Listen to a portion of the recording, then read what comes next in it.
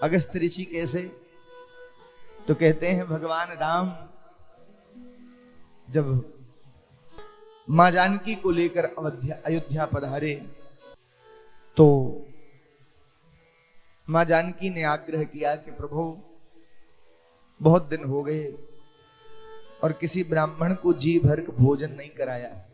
मतलब बोले मतलब सीधा सा है कि कोई ऐसा ब्राह्मण बुलाओ जो जी भर के खाए। आजकल के पंडितों की तरह नहीं, 4 पूड़े के बाद ऑयली है, ये नहीं खाएंगे वो नहीं खाएंगे।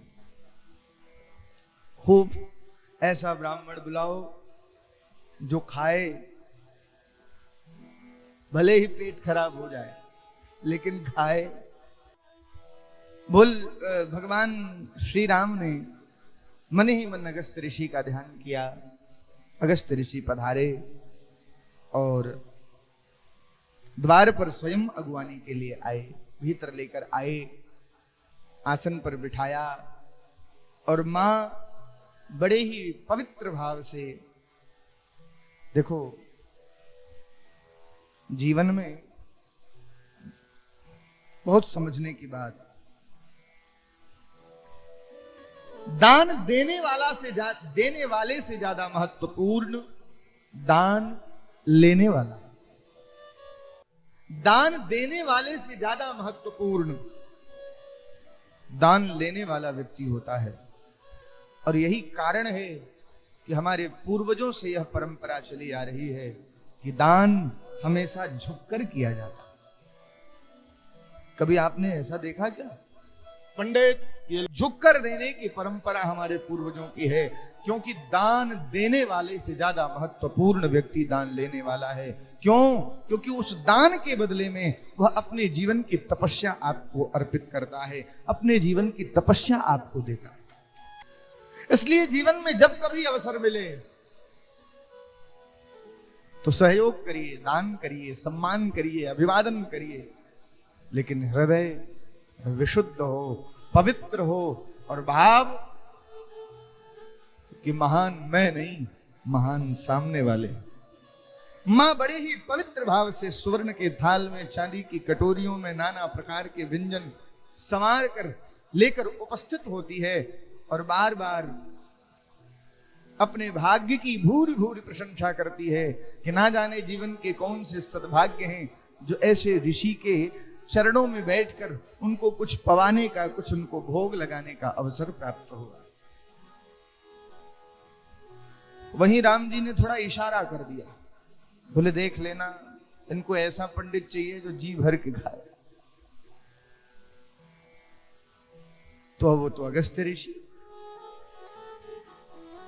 सोने की थाली में, चांदी की कटोरियों में व्यंजनों को देखा, बोले देवी इसे आंख में डालूं, कान में डालूं, नाक में डालूं, किधर डालूं? बोले मतलब ये है कि ये तो ऊंट के मुख में जीरा। मां बड़ी प्रसन्न हुई कि चलो आज तो कोई ऐसा मिला जो जी भर के खाएगा। बोले महाराज आप पाओ। मां रसोई पहुंच नहीं पाती कि आवाज आ जाती, देवी जल्दी करो।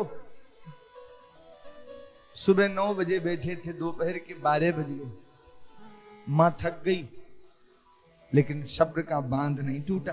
प्रसन्न है मां, रिद्धि सिद्धि को बुला लिया, गणेश जी को बुला लिया। जब शाम को 4 बजे तो मां घबराने लगी। मां ने कहा बाबा भोजने अमृतम बारी भोजनांते विषम स्मृतम। भोजन के बीच बीच में थोड़ा पानी पीना, थोड़ा 2 घूंट 3 घूंट, ये अमृत का काम करता है।